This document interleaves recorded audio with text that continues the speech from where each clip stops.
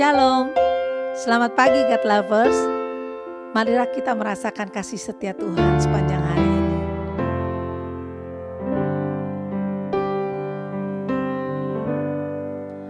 Hanya dekat kasih-Mu Bapa, jiwaku pun tentram. Engkau menerimaku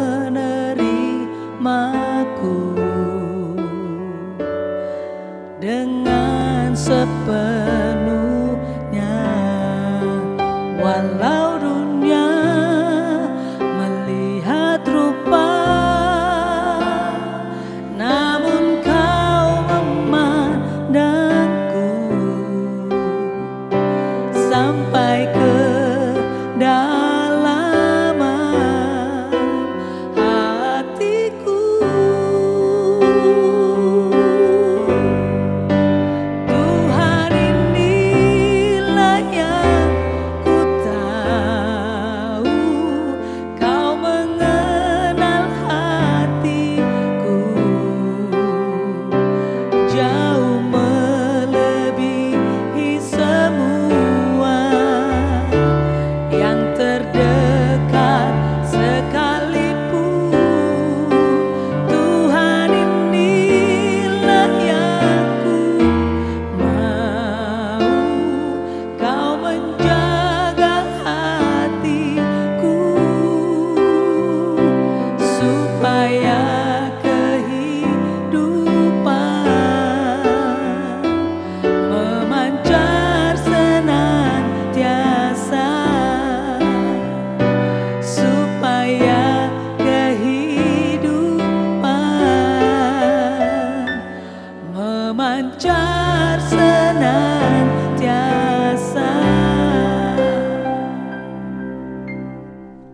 Shalom God's Lovers sekalian, apa kabar? Jumpa lagi bersama saya Randy Chandradinata di dalam program Words from Heaven. Kita telah belajar banyak mengenai sembuh dari luka hati. Dan pada pertemuan yang terakhir kita membahas tentang mengampuni itu justru membuat hidup kita menjadi berbahagia.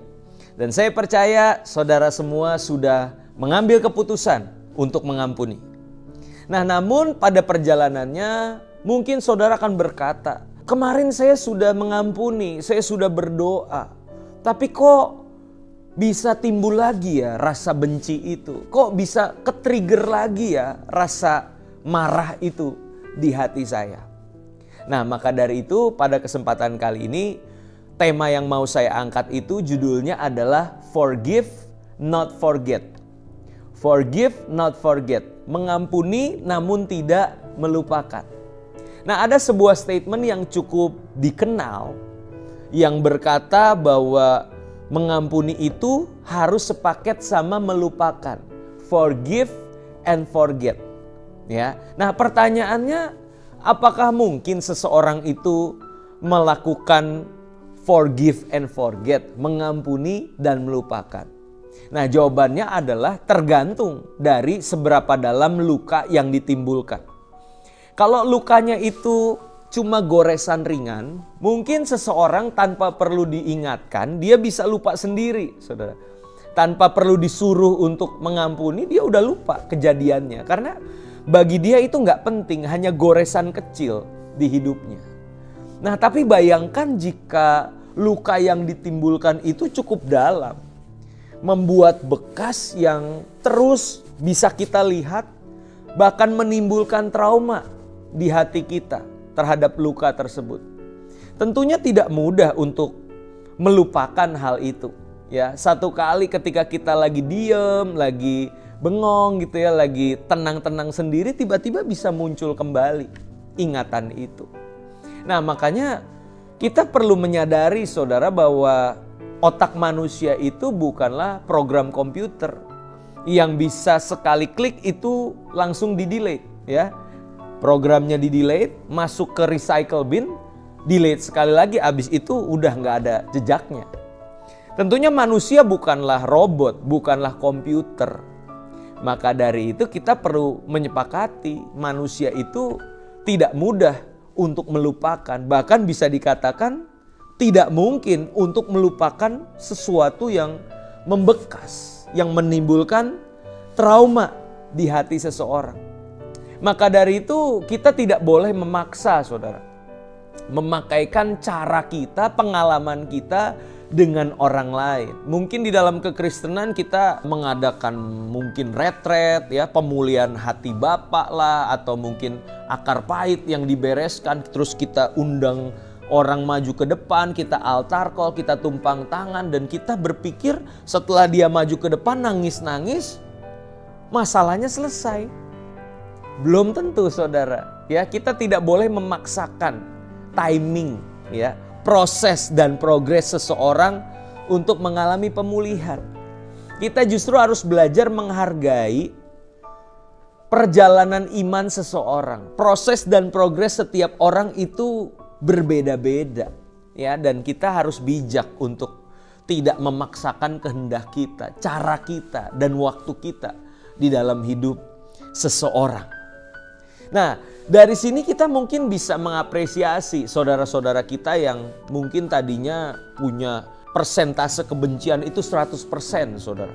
Tapi ketika dia diajak berdoa, diajak lepaskan pengampunan, diberi pengertian dan sebagainya, dari yang tadinya 100 berkurang jadi 90, 80, 70, 60, 50. Kita apresiasi, saudara. Tapi mungkin sampai pada akhirnya masih tersisa 10%. Ya, kenangan itu masih ada. Rasa sakit itu masih membekas di hatinya. Lalu mungkin kita bertanya, kenapa Tuhan masih izinkan ada 10% yang tertinggal? Saya coba renungkan, saudara, dan minimal ada dua hal yang saya dapatkan.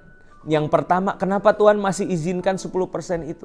Supaya apa, saudara? Kita punya kepekaan, kita punya kebijaksanaan. Sehingga ketika kita menghadapi masalah yang sama dengan orang yang mungkin berpotensi menimbulkan luka yang sama, kita tidak seperti keledai yang jatuh ke lubang yang sama. Tapi tentunya kita mulai punya kepekaan dan kebijaksanaan untuk tidak mengambil jalan yang itu lagi. Ya, kita menjadi bijaksana di dalam hidup. Yang kedua, saudara, suatu hari ketika ada orang lain yang mengalami kejadian yang mirip-mirip dengan apa yang kita alami, maka kita bisa menjadikan hidup kita sebagai kesaksian yang menginspirasi bahwa ternyata Tuhan sanggup memulihkan keadaan saya dengan peristiwa yang kurang lebih mirip dengan apa yang kamu alami. Dan saya percaya kalau Tuhan bisa memulihkan saya, maka Tuhan yang sama pun sanggup untuk memulihkan kamu. Saya suka sebuah quotes dari Rick Warren berkata bahwa God can turn your mess into a message. Tuhan bisa mengubahkan hidupmu yang rusak, yang berantakan itu di masa lalu menjadi sebuah pesan yang menginspirasi, yang memotivasi orang lain untuk juga bisa pulih, saudara. Maka dari itu jangan buru-buru marah sama Tuhan, jangan buru-buru kecewa sama Tuhan. Tapi lihatlah, dari kejauhan kita akan melihat gambar besar bahwa ternyata Tuhan turut bekerja di dalam segala sesuatu untuk mendatangkan kebaikan bagi mereka yang mengasihi Dia. Roma 8 ayat yang ke-28. So, mungkin gak forgive and forget, tapi belajarlah dari luka tersebut, dari bekas luka, scars yang timbul. Kita jadi bijak dan jadi berkat buat orang lain. Amin. Mari kita berdoa. Kami bersyukur buat pertolongan Tuhan di dalam setiap kehidupan kami, bahkan di dalam setiap hal-hal yang Tuhan izinkan terjadi. Sekalipun itu gak enak, menimbulkan luka yang membekas. Tapi kami percaya ada maksud dan rencana Tuhan yang baik di dalam setiap kehidupan kami. Maka dari itu kami mohonkan Tuhan, kalau bisa kami mau belajar untuk forgive and forget. Tapi kalau memang itu tidak terlupakan dari ingatan kami, biarlah Tuhan pakai itu sebagai alat untuk mempermuliakan nama Tuhan dan menjadi berkat bagi sesama. Karena hidup kami sepenuh-penuhnya adalah milik Engkau saja, Tuhan.